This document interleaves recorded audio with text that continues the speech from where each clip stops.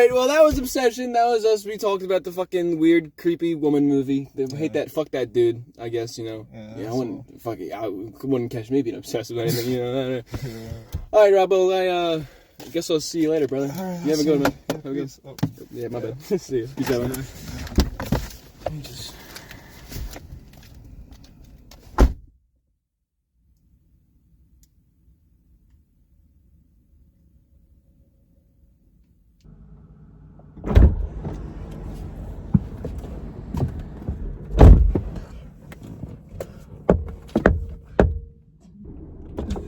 Why'd you miss my dap up, Rob? What? Why'd you miss up my dap? Huh? Why'd you miss that? Oh, why were you in such a hurry to leave, dude? Just tired. Why were you like, you were trying to rush through the whole bit? You don't want to hang out with me anymore? You don't want to record with me anymore? No, you don't like sitting in the car, Epsilon recording? You don't like it anymore? No, I'm just tired. You want to do it again? You don't want to run it again? We can redo the whole thing. We can run it back. We can leave everything. We're gonna do it again. Come on, let's go do it again. Okay. I know you want. Come on, let's go. Okay. Let's go do it again. Come on, dude. Let's go record again. I guess. I mean, let's go. Why didn't you want to record with me, Rob? Huh? You said you were gonna record in the car. You said you were gonna, and then you made up an excuse. I'm making sure you're okay. Are you okay, Rob? Yeah. Why didn't you want to fucking record with me, Rob? My bad. That's cool. Another worked. Nice, cool, bro. Ah, creepy lighting. Good, because we're talking about a creepy movie. We just watched one of the most greatest comedies, best horror films. It's a story about love, sometimes about obsession. Sometimes the main character gets in way over his fucking head, and he has to come to terms to apologize, but it takes a long time for him to realize that he's the problem. Yeah. We're, of course, talking about pop star Never Stopping with Andy Samberg, which, ironically, all those things fit with Obsession as well. So, we just watched Obsession. Now, this is a movie you've most definitely heard about. Actually, I don't know, because Rob didn't fucking hear about it. When I actually can't believe that. Unironically, because it's been all over my timeline. I've seen it fucking everywhere. And first off, we just gotta get it. It's depressing as shit.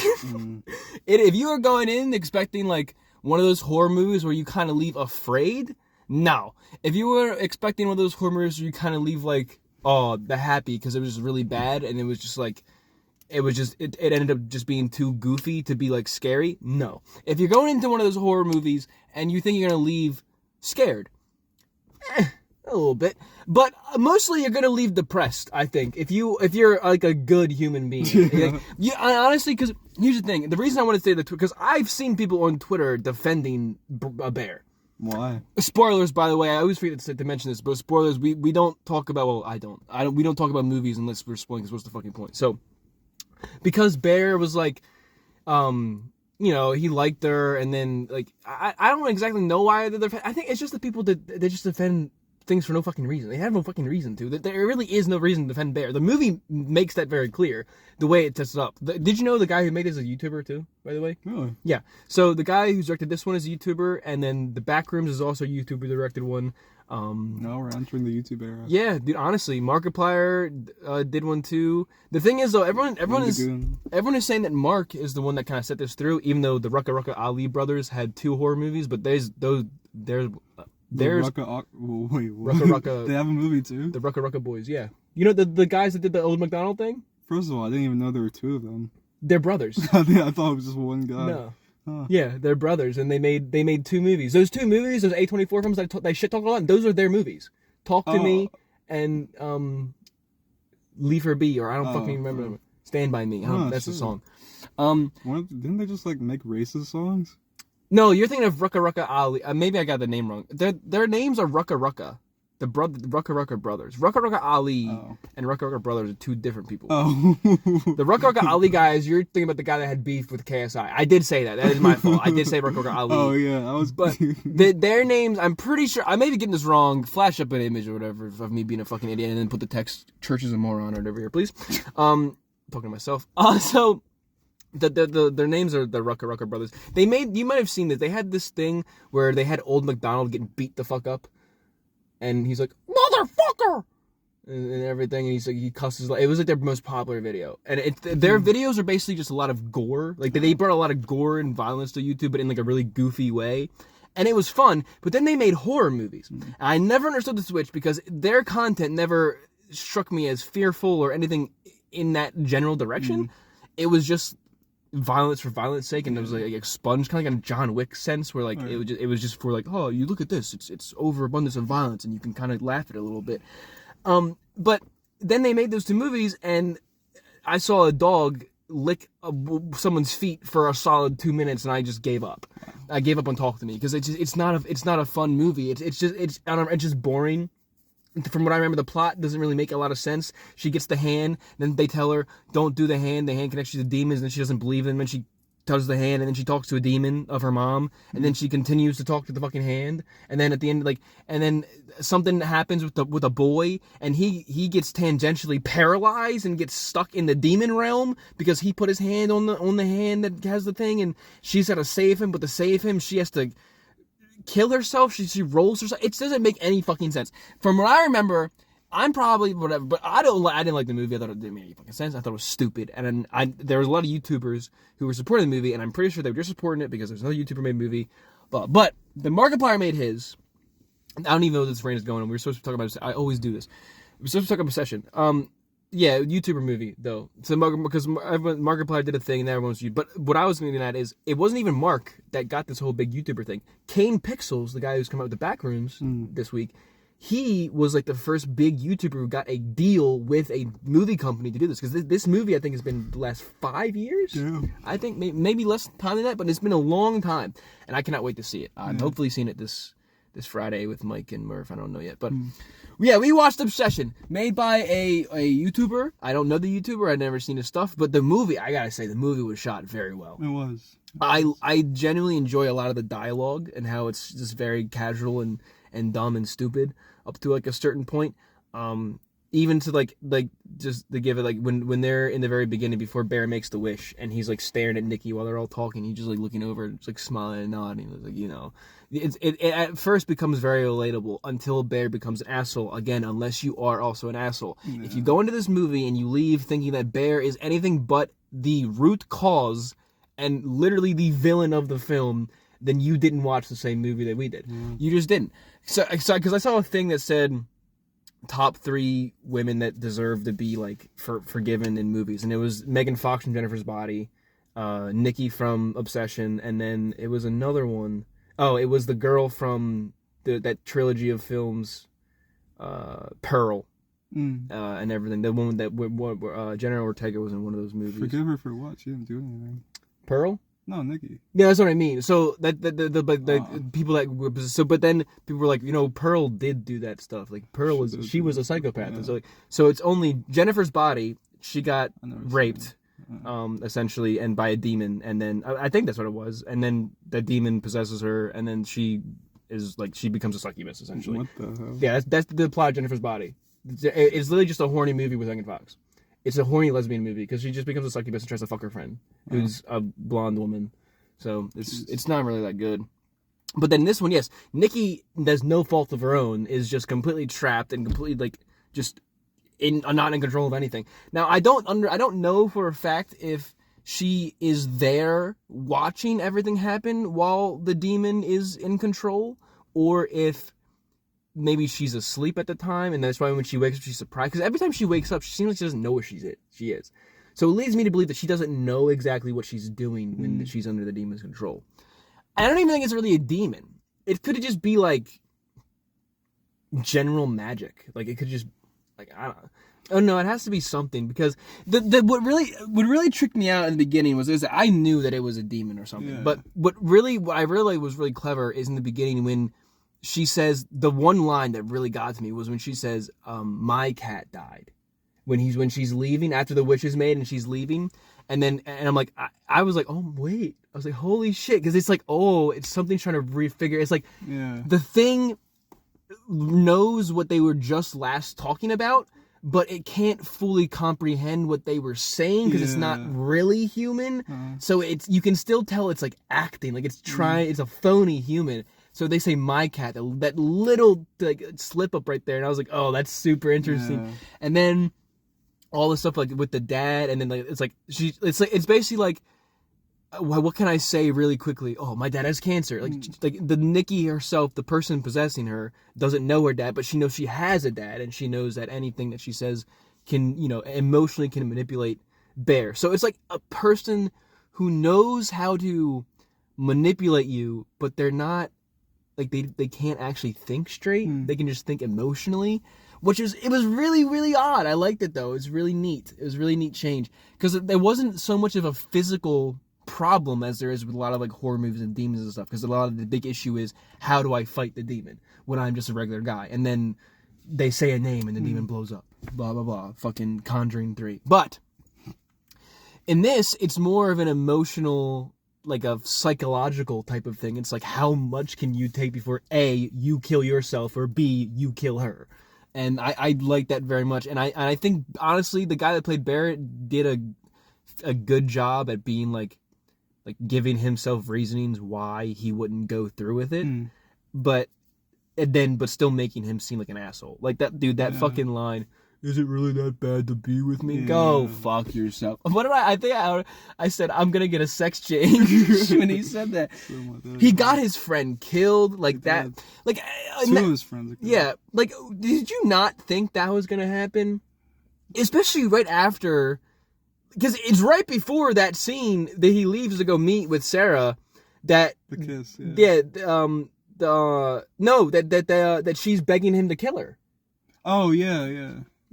So it's literally like right before that. So you hear Nikki begging for death, and in his head, maybe he's just dumb. Yeah. I guess is the only he's an asshole, obviously, but I guess an excuse could be he's just a fucking idiot. But if I'm him in that scenario, here's the thing: would you kill them? Kill the other person? No, I would kill myself, especially if I knew that would fix everything. I feel like it's true. I don't think he knew that at the time, though. He doesn't know till after she kills. No, he did, because it was right before then where he calls a person and he said, "Well, if you kill yourself." But true. He called the number in the back. Yeah, you're right. He just doesn't do it. Yeah. But here's the thing. That's oddly understandable, because it's like, well, I don't want to die.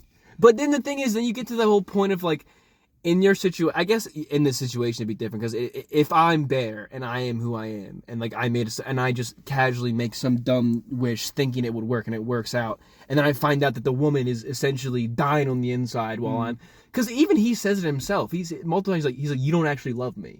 It's not you that loves me. It's Nikki doesn't love me. So he knows. Yeah. He knows that it's not like. It's not actually her. Yeah. I think you're right. Yeah, I would kill myself. I'd honestly find he had the pills the whole time. Honestly, what was with the dramatic scene of him in the fucking mirror debating where to shoot? Why the heart, first of all? Some dumbass. Do that, yeah. And what was with that? If you had the pills the whole time, you knew. I know it's like, oh, see, it's the cat, but like, you already fucked with the cat enough. You made him eat it. That was fucked too. That was royally fucked up. He ate the cat. My little food critic. Oh God.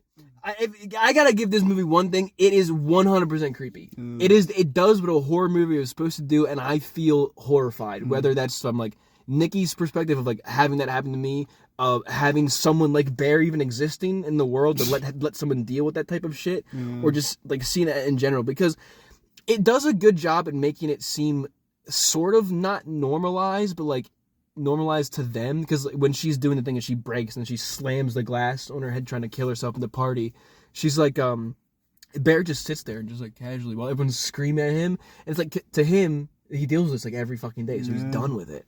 But that could also just be portrayed as something like, I'm giving the movie too much here, I know, before I say this, but as like, you have that weird couple that you invite to the party and that they always argue all the fucking time type of shit. And then but it brings a new light to that whole thing. It's like, they could be fucking killing each other. At least your friends are just fighting, being like, you should have took the groceries out this morning. I'm sorry I spoiled the milk. While people are trying to play poker and have a fun time. Maybe that's bad, but it's not as bad as Nikki and Bear. I'm giving the movie too much credit for that part. I get that. But, it gets like, they take these normal situations and they add a level of horror to them that now if you're in them, you'll like randomly think back like, oh my God, this is kind of like, I hope it doesn't go to that extreme like the movie, even though it won't, because it's real life versus a movie. But that's what a horror movie should do. A horror movie, in my opinion, should make you scared enough to when you see something, you gotta think back like, oh, I hope it doesn't get to this horrific like scenario that I've seen, because the scenario was so bad that you thought about it so much that it is from a movie that like, you don't want it to happen. Like obviously, so I think that's a good thing when you're sitting there thinking like that reverse walk I keep talking about. Yeah. I am going to be thinking about that fucking forever. Like that is going to creep me out. I don't know how they I'm guessing they just put it in reverse and she walked forward. But like even after that, when she was in like the hallway when he came back and she was moving like a mannequin and shit, give that woman a fucking Grammy, Oscar, whatever the fuck the movie one is. I don't fucking remember off the top of my head. Oscar. It's an Oscar. Give that motherfucker an Oscar for best horror movie. Not even a villain, because she's not really the villain that demon is. But just give her an Oscar. That was fucking impeccable. Like, that was fucking awesome.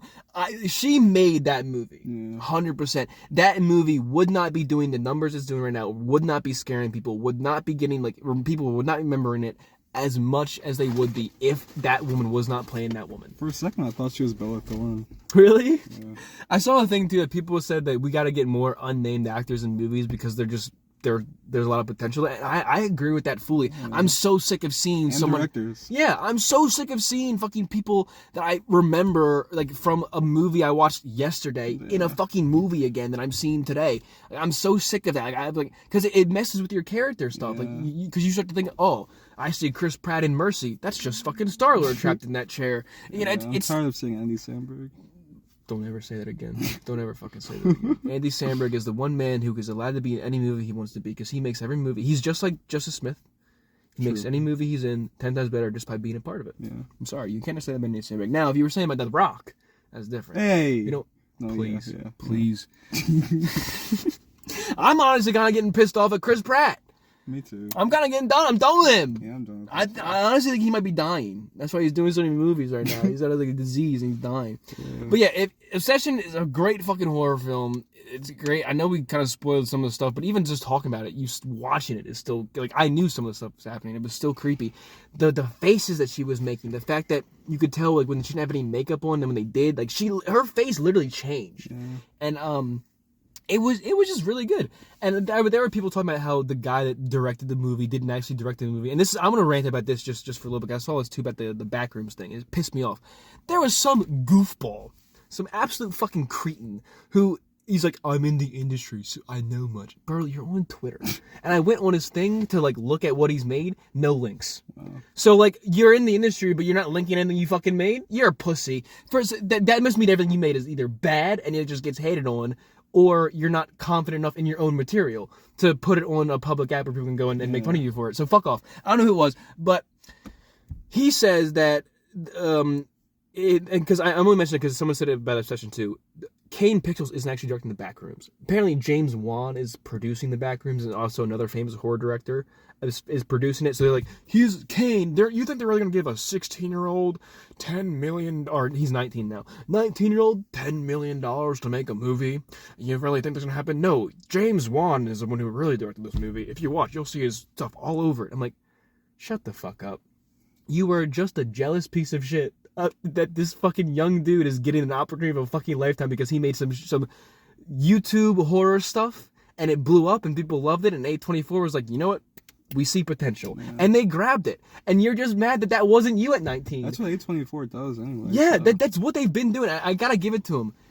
I like that. I don't like their movies. I like a lot of the movies. I don't like everything all at once was really good. There was another one that I remember that we watched. It was really good. But I don't like a lot of their movies. But they do have some fucking bangers. Yeah. A lot of fucking bangers.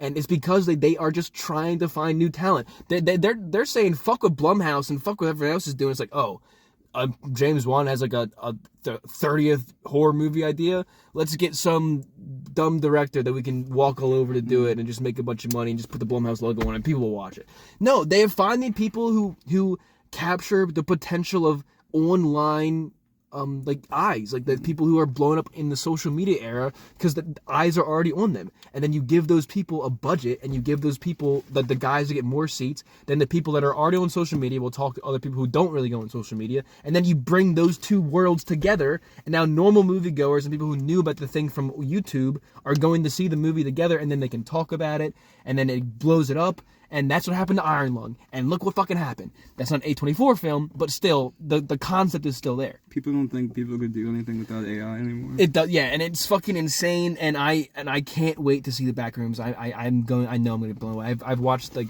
Windigan's recap video like 3 times just to make sure I know everything and that I'm going into for it. But yeah, the guy was like, he's definitely not producing the movie, and everyone's clowning him in the comments. And then like his response was, I'm in the industry. I know these things. If you're in the industry, you should know. He's directing the fucking movie. They're not gonna, and if he wasn't, I don't know Kane Pixels. I shouldn't say that. But I've seen a lot of Kane Pixels. He's good friends with Windigoon. So I've seen interviews with him. I've seen Windigoon talk to him and everything like that. If this kid, even for a second, thought that A24 wasn't going to let him do what he wanted to do with his idea from that thing that he created, he would have left. And he would have just uploaded it on YouTube. Mm. He would have did what he did before, which was uploading on YouTube, spending years and years on Blender, creating the world that he's doing. Did you know that? It's all computer generated. Wow. It's not real. It's all computer generated, not an AI. He's manually doing it on a thing called Blender. Yeah. And a lot of the movies in Blender too. If he thought for a second, he's probably asking AI to help him. You're a dick. You're such a dick. But if he, even like I said, if he for a second thought that was happening, he would probably just say, fuck you, A24, because I'm hoping he didn't give him the rights to it. I'm hoping he was smart enough, and someone told him, especially because he's buddies with Windigoon and all the other people that have to deal with stuff on YouTube anyway, I'm hoping he was smart enough to be like, I still own the rights and the property of the back. It's still mine. Because technically, it's not even his. It's a Reddit thing that stopped, and then he took his and made his own series out of it. But yeah, he would just quit and upload it on YouTube. So of course he's produced the movie. And then someone said the same shit about this one, that the YouTuber that directed this one he didn't actually direct it. Someone else directed it, and then one of the producers directed it, and he just put his name on it. I don't fucking think so. Because if you listen to the fucking dialogue, and you listen to how people are talking, and you watch certain things, it kind of feels normal and genuine, and not like some producer up in their fucking, with a stick up their ass is like, yeah, this is how people talk. Yeah. And it's bland conversations of, no, these conversations feel normal and lived in, and the characters, like, I remember all the characters' names. There was Ben. There was fucking Bear. Ben was his friend. I'm pretty sure his name was Ben. Or no session? Ian. Oh, Ian or Ben? Yeah, Ian. Nikki, Sarah, and then you had the other group of friends. Like I remember a lot about this movie because a lot of it was normal, and I could put myself in those situations. Not where like I'm fucking I can never do this right. I need to think of an example. I can never think of a fucking good example, but I just know what I'm talking about. I know that this movie has something that a lot of other movies that are produced by people who just put shit on the wall and want money do. But I didn't feel that from this one. I felt passion in this. That's what it is. Yeah, this one felt passion behind it. I didn't feel like someone was just doing it for a paycheck. It felt like the guy that made this really wanted to make a horror movie and scare people, and he fucking did it. And apparently this blew up at film festivals. It came out of film festivals before, and then it got a theatrical release. It's in its second week, by the way. Wow. So it got 2 weeks to run. The first week is made over, I think, not 100 million, probably 20 million, but it's made a bunch. So, but yeah, really good. That was me, Gus About Obsession. Like I said, it was just a fucking fantastic movie, great horror movie. The guy definitely produced it. Stop saying people didn't produce movies just because you're jealous because your movie didn't get picked up when you were fucking 16 years old. Even like, did you see the Pope thing? The Pope thing? The Pope came out with a stance against AI. And he wrote like a whole thing about it. That was like sponsored by the Catholic Church or whatever. And now people are saying that he used AI to write it. That's just, if he did, that'd be fucking disgusting. He didn't though, but like it's just. But that was us talking about Obsession. That was a core one, and it's hot in here. It is pretty hot. Look at the windows. Yeah, dog got fucked up because that was me. That was from me speaking. Your fucking breath. True. So, do you have anything else left to say, Rob? No. I'm gonna try to edit the thing and put that in the intro. All right, goodbye. Yes, that was Obsession. What are you laughing at? What do you mean? What's wrong? I'm sorry, the yawn got me. Why did you miss my dap up, bro?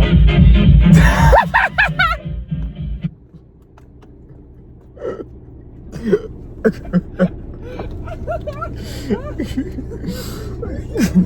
can't do anything!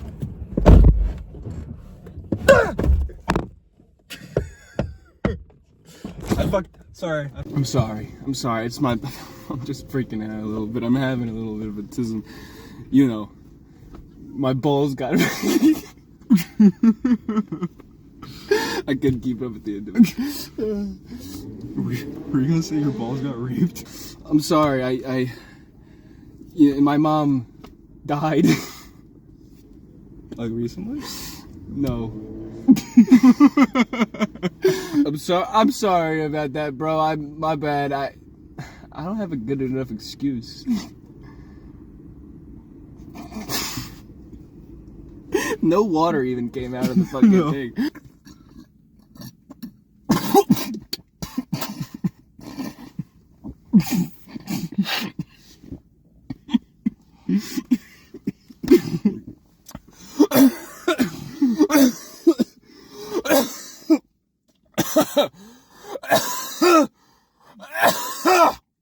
Ow!